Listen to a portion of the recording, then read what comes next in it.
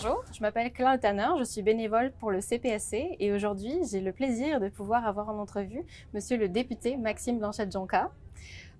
J'ai des petites questions à propos de la francophonie, forcément, en parlant de votre parti politique. On pourrait commencer avec une première question. En tant que député donc, fédéral de la région qui comprend les villes Rimouski, Neigette, Témiscouata et les Basques, vous siégez au comité permanent de la science et de la recherche, dont vous assumez la vice-présidence.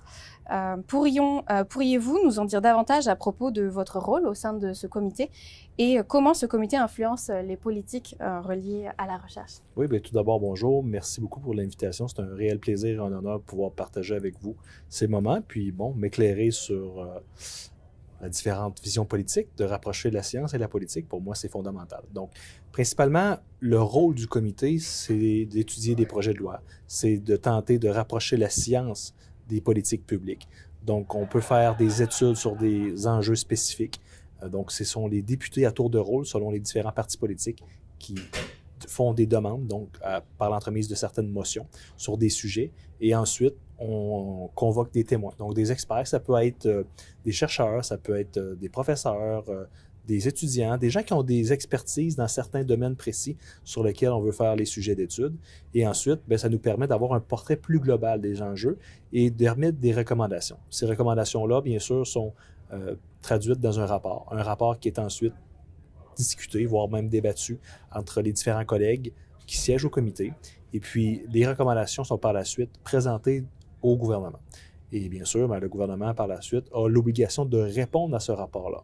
Et donc, ça permet de mettre en lumière des enjeux qu'on connaît ou on connaît peu ou encore qu'on ne sait pas l'ensemble de certaines choses. Et ensuite, bien, on permet d'avoir des pistes d'action, des pistes de solutions, puis voire même d'aider le gouvernement à faire bouger les choses de façon positive et d'assurer d'avoir en place une mise en action. Intéressant. La composition justement de ce comité, est-ce qu'elle est 100% de députés? Les personnes qui écoutent justement ces experts, comment est-elle? Oui, donc la composition du comité est représentative selon le nombre de députés de chaque parti.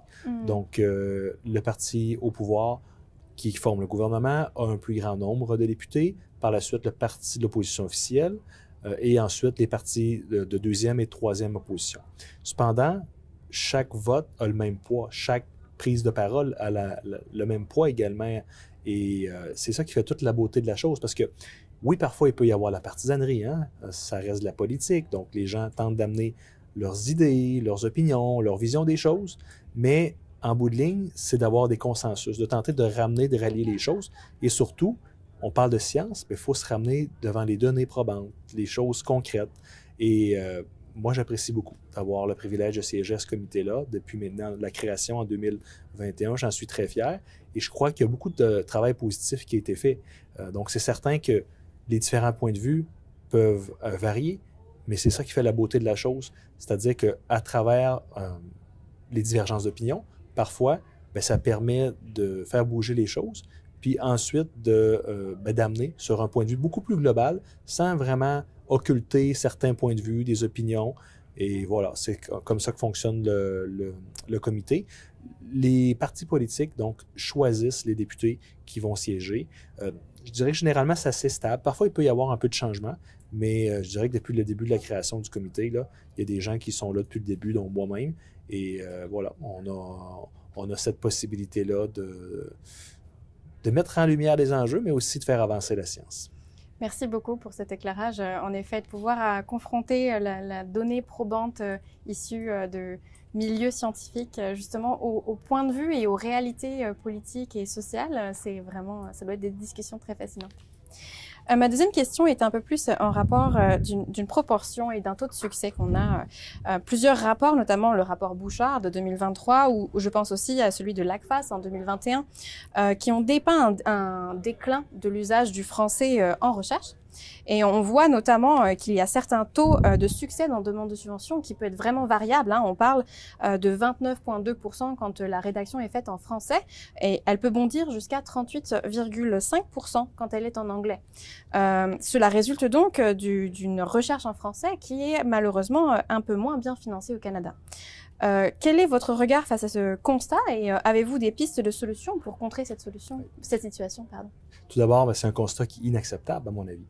Si nous avons réellement 2 langues officielles, nous ne devrions pas voir de disparité comme les données que vous venez d'évoquer.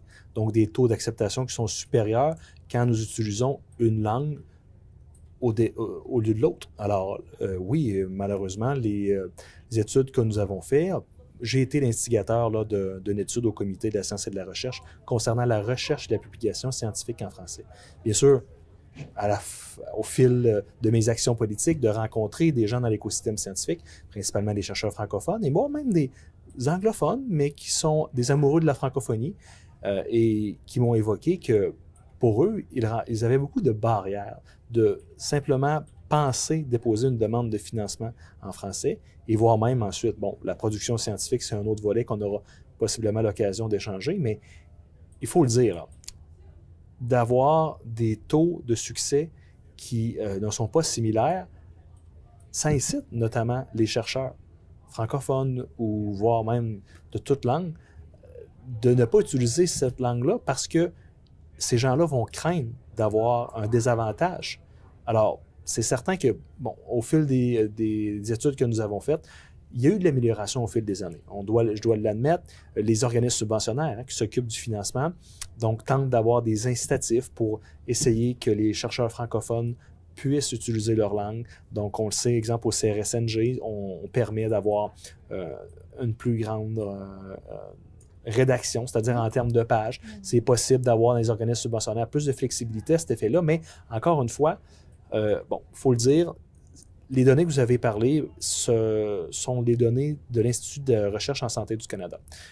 Et voilà, c'était quand même sur un horizon près de 10 ans, hein, et ça nous permettait quand même d'avoir un portrait assez global. J'ai fait les analyses, par exemple, au Centre de conseil et recherche en sciences humaines, également au CRSNG, donc au Centre de recherche en santé naturelle et génie. Et on voit que dans les taux d'acceptation, c'est assez similaire. Il peut y avoir certaines variabilités, oui, mais en bout de ligne, c'est assez similaire. Ce que je veux mettre en lumière et vous partager aujourd'hui, c'est que on peut avoir des taux de succès qui sont quasi égaux, mais ce qu'il faut regarder, l'importance, là, c'est la proportion. Et actuellement, les données que nous avons, c'est que 98%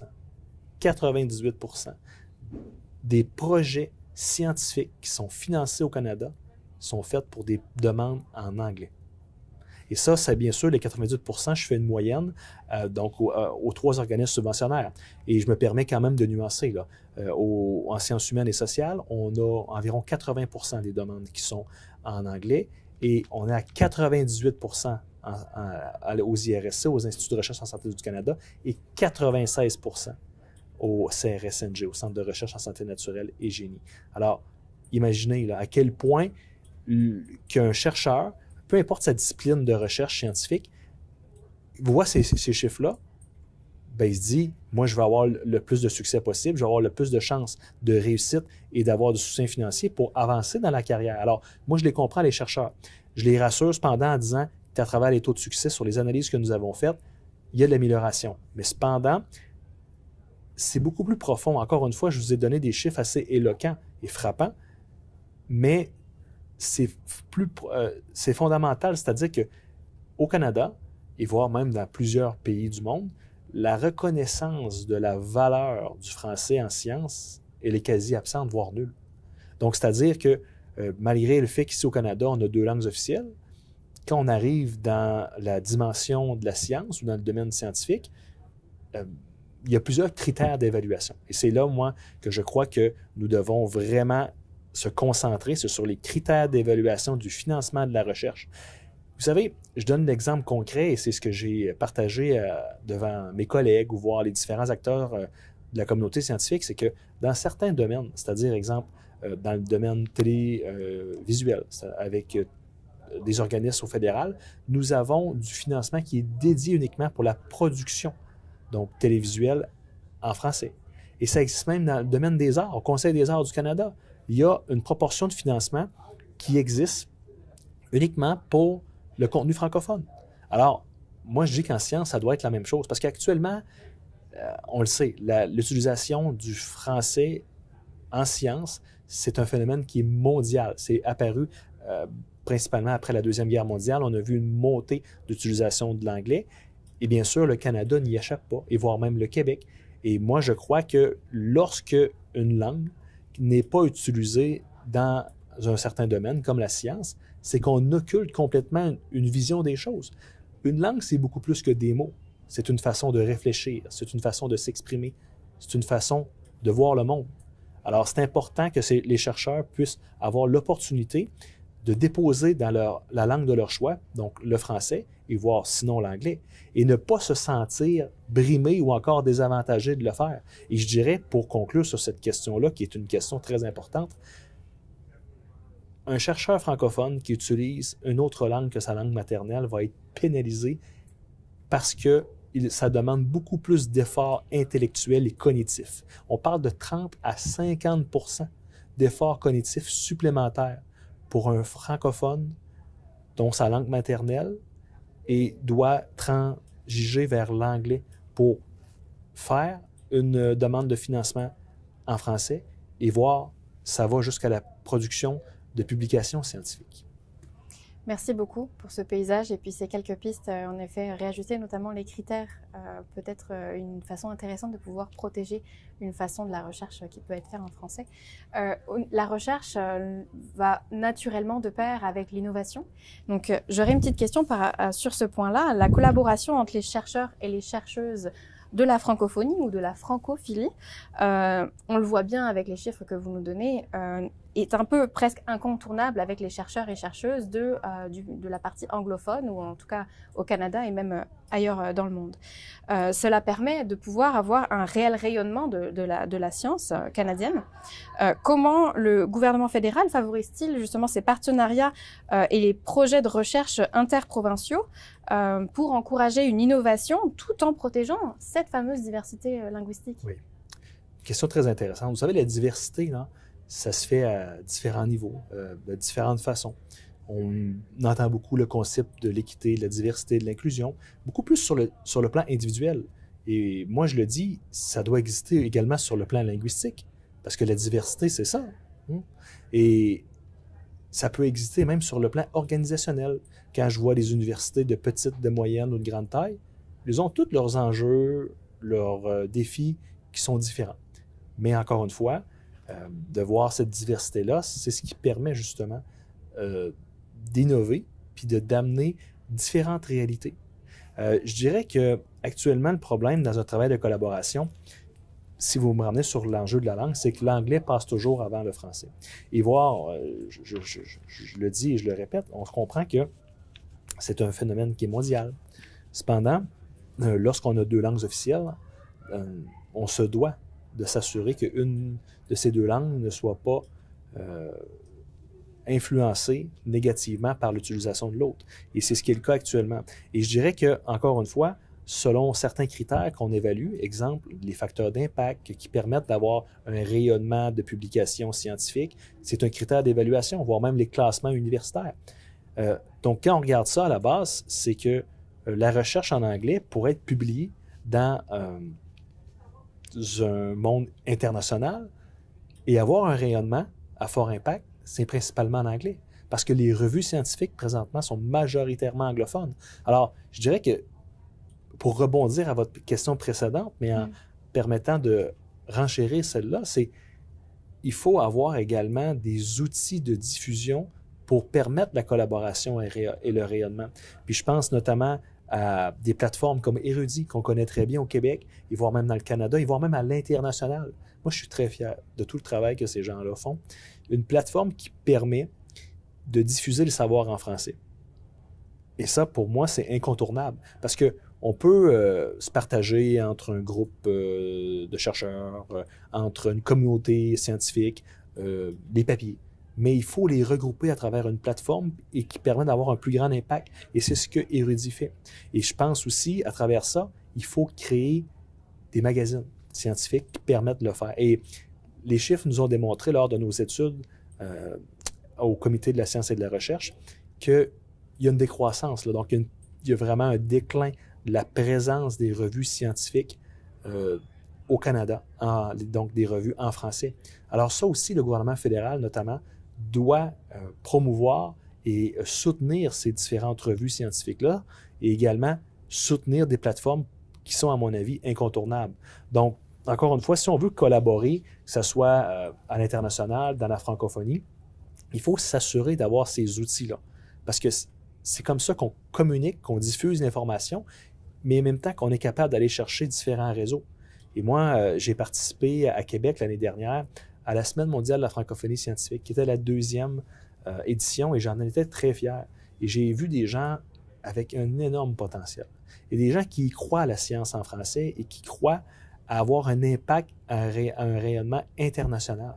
Et il y avait des gens de tous les horizons, hein, que ce soit des pays d'Afrique, que ce soit des gens de l'Europe, des gens donc du Canada. Donc, on voit qu'il y a réellement un engouement et qu'il y a une volonté de pouvoir communiquer de l'information scientifique en français.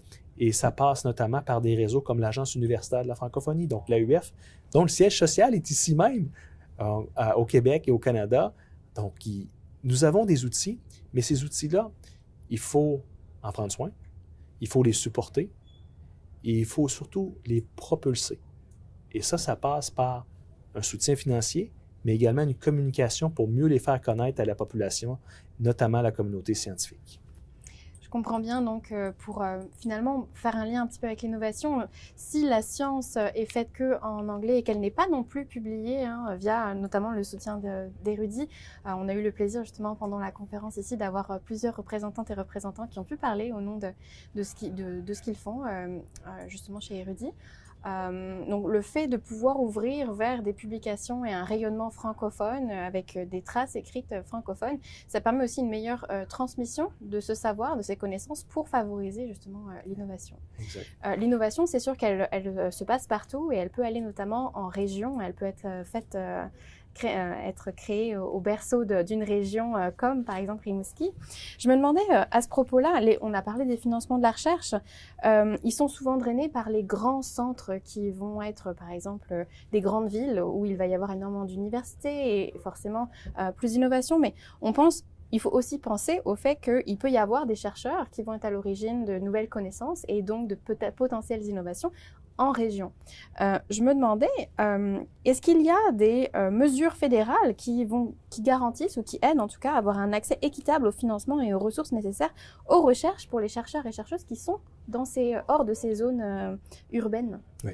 Encore une fois, l'innovation, ça se fait de différentes façons. Et comme vous venez de le mentionner, effectivement, l'innovation passe par la recherche. Et quand on oublie un pan des gens qui font de la recherche ou on, disons, ne les priorise pas de la même façon, mais c'est certain qu'il y a une part de la société également qui est moins mise en valeur ou qui permet de moins avancer. Alors oui, effectivement, moi j'y crois réellement, d'avoir cette distribution des chances. Puis également, la distribution des chances, ça passe par le financement. C'est un autre de mes sujets de bataille qui m'a demandé beaucoup d'efforts, mais beaucoup aussi de temps pour comprendre l'écosystème scientifique. Humblement, moi, je ne suis pas un chercheur, mais je suis un amoureux de la science.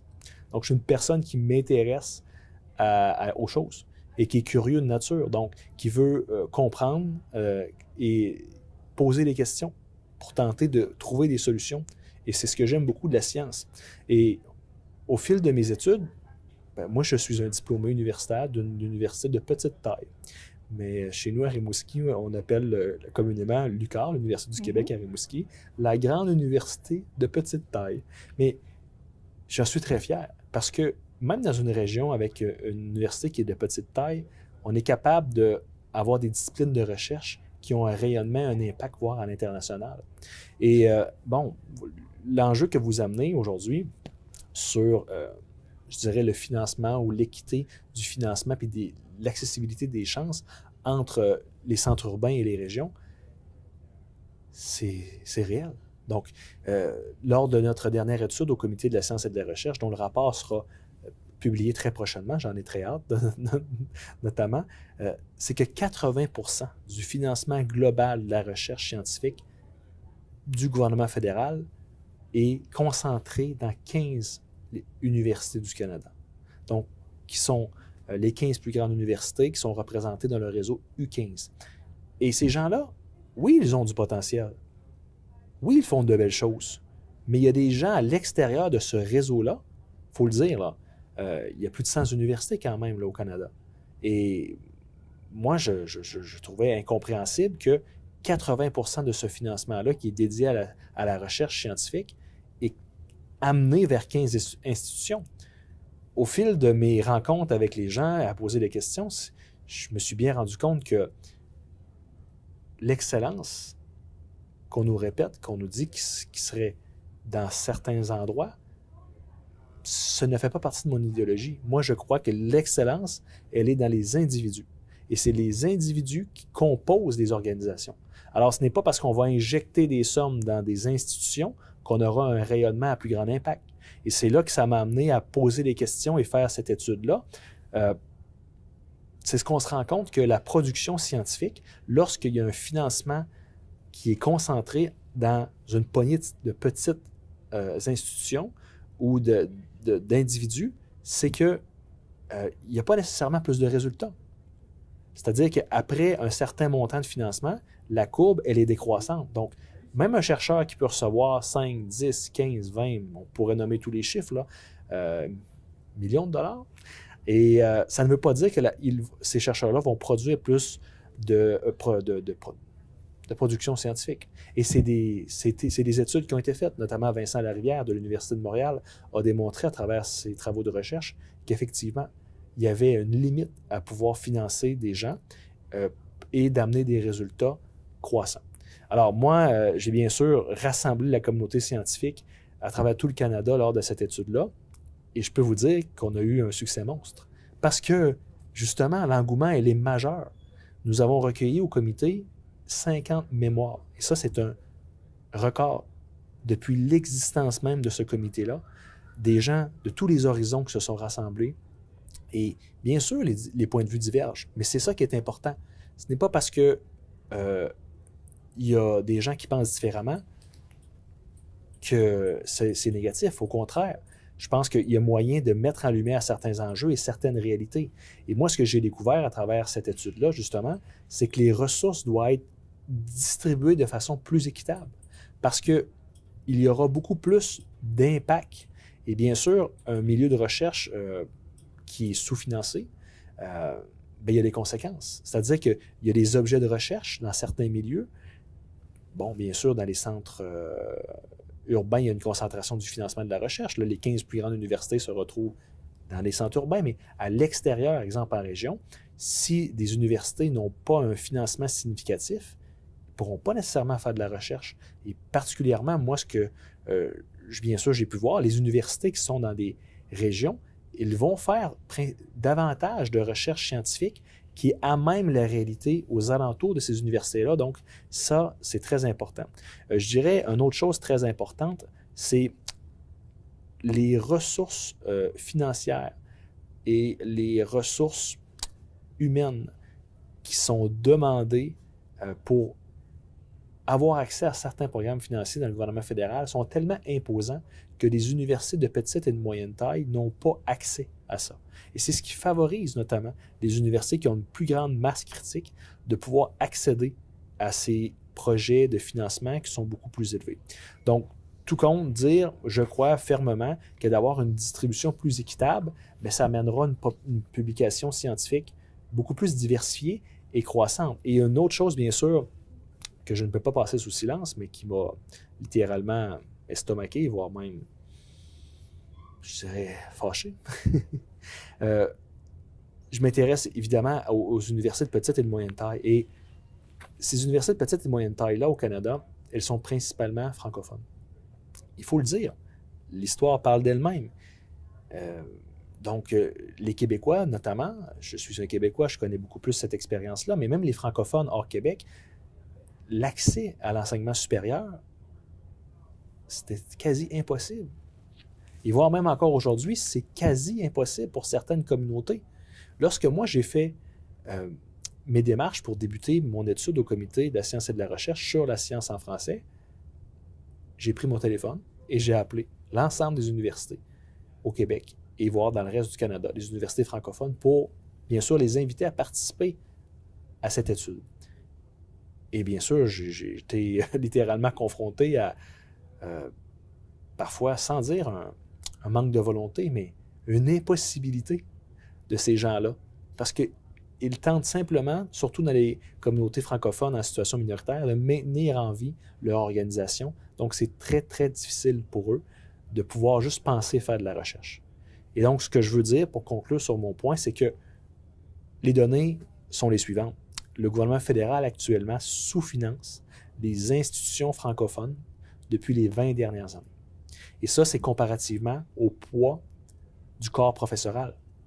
Alors, c'est assez frappant. Donc, au Québec, notamment, mais aussi dans le reste du Canada, toutes les communautés francophones en situation minoritaire, l'ensemble des universités dans les 20 dernières années, nous avons une décroissance du soutien financier. Alors, comment voulez-vous produire la science en français? Comment voulez-vous faire une croissance de la diffusion du savoir en français lorsqu'on a un sous-financement? Alors, bien sûr, ce rapport-là va mettre en lumière ces enjeux et va demander, notamment au gouvernement fédéral, de pouvoir soit dédier du financement pour la recherche en français, et je l'espère, de reconnaître les francophones comme une minorité, parce que nous sommes une minorité linguistique, ici même au Canada, mais voire même en Amérique du Nord, et ça a un impact, justement, à faire avancer la création scientifique. Donc, ce que je comprends un petit peu de ce tour de paysage que vous nous avez offert, c'est qu'il y a finalement un lien assez fort entre la francophonie, les enjeux en recherche qu'on peut y trouver et la répartition des chercheurs que l'on peut avoir en région, notamment par rapport aux grandes zones urbaines. C'est vraiment très, très intéressant. Merci beaucoup pour tout cela. J'aimerais pouvoir, parce que nous sommes dans le contexte d'un congrès très particulier, j'aimerais pouvoir terminer cette entrevue avec une dernière question portant sur votre regard que vous portez sur la contribution justement du CPSC et son rôle dans la communauté à titre de pôle de connexion, de mobilisateur de connaissances, mais et bien même d'incubateur de talents. Quelle est la contribution, d'après vous, du CPSC dans le domaine des politiques liées à la recherche et à l'innovation? Tout d'abord, pour moi, je remercie, je félicite tous les gens là, du CPSC. C'est important le travail que ces gens-là font. Puis vous-même, à titre de bénévole, je vous félicite, je vous encourage à continuer. Aujourd'hui, on en a la preuve. On n'aurait pas l'occasion de partager l'ensemble des informations dont je viens de vous partager. Alors, c'est important de rapprocher la communauté scientifique de la population générale, mais c'est très important également de rapprocher la communauté scientifique du monde politique. Parce qu'un monde politique qui est informé, c'est un monde politique qui prend de meilleures décisions. Et moi-même, au fil de mes expériences, ce que j'ai pu apprendre, c'est justement d'avoir des données, d'avoir des faits, d'avoir des études qui me permettent, en tant qu'élu, d'avoir un meilleur portrait de la situation pour comprendre des choses, mais aussi pour amener des solutions qui seront peut-être beaucoup plus robustes que d'autres que j'aurais pu envisager. Alors pour moi, bien sûr, le travail du CPSC est incontournable, puis je souligne notamment l'initiative qui existe, La science rencontre le Parlement. Mes premières expériences avec le CPSC ont été là. Donc de rencontrer quelques chercheurs qui viennent sur la colline parlementaire, découvrir notre travail, parce que c'est assez impressionnant hein, pour des gens qui n'ont jamais mis les pieds sur la colline parlementaire, rentrer au Parlement, savoir un peu comment ça fonctionne. Et déjà là, d'avoir un premier contact avec les chercheurs, puis bien sûr de sentir leur curiosité, leur désir de comprendre, mais leur désir également, comme les élus, de changer les choses de façon positive. Donc d'amener leur connaissance, d'amener leur savoir et de pouvoir conjuguer ça avec les décideurs. Et pour moi, ça, c'est fantastique. C'est-à-dire de prendre des décisions avec des gens qui veulent également amener du positif, mais je crois que ça fait une bonne alliance. Alors, ce type d'initiative-là, moi, je suis très fier de dire que j'y participe à chaque année et que je parraine notamment. Là. Donc, j'encourage l'ensemble des gens là, qui veulent participer à ces événements-là. C'est important. C'est important que les gens viennent prendre le temps de comprendre le travail des parlementaires, mais aussi s'engagent. Et voire même, avec cette initiative-là de CPSC, nous avons cheminé avec Évidence pour démocratie, Evidence for Democracy, sur un document, justement pour mieux comprendre comment la communauté scientifique peut passer dans le labyrinthe politique. Et ça, c'est important. Donc, vous voyez, d'avoir CPSC qui organise un événement et finalement, on amène avec d'autres groupes, des acteurs de la communauté scientifique vers des démarches concrètes qui permettent justement de rapprocher le politique de la science et de la communauté scientifique. Alors moi, je l'ai dit, j'œuvre là, pour que les politiques soient élaborées sur des données probantes, sur l'intérêt de la population, mais ça passe aussi par une collaboration avec les chercheurs. Donc, je pense qu'il y a encore du chemin à faire sur différents enjeux, mais je suis également fier de dire que CPSC, je vois une évolution également pour la promulgation de la science en français. Je sais qu'avec les fonds de recherche du Québec, il y a une belle collaboration, et ça, c'est important, parce qu'encore une fois, si on veut avoir un portrait global, si on veut prendre le pouls de différents horizons, bien, il faut avoir les acteurs, il faut les gens qui sont là. Alors, les chercheurs francophones également peuvent prendre à des activités avec CPSC, et j'ai vu, des panels maintenant en français, et c'est des choses peut-être qui existaient un peu moins auparavant. Donc, d'avoir la communauté francophone qui est au rendez-vous, ça permet justement d'exprimer une vision, d'exprimer des besoins, des enjeux qui sont parfois peut-être vus ou ressentis de façon différente dans d'autres communautés linguistiques. Alors oui, je souligne tout le travail de CPSC, mais aussi de reconnaître l'importance de la communauté scientifique, des acteurs qui composent. Et on avait le gala donc cette semaine, et c'était un très beau moment, un très, très beau moment, de voir qu'il y a des gens qui œuvrent pour le bien commun et qui dédient leur vie.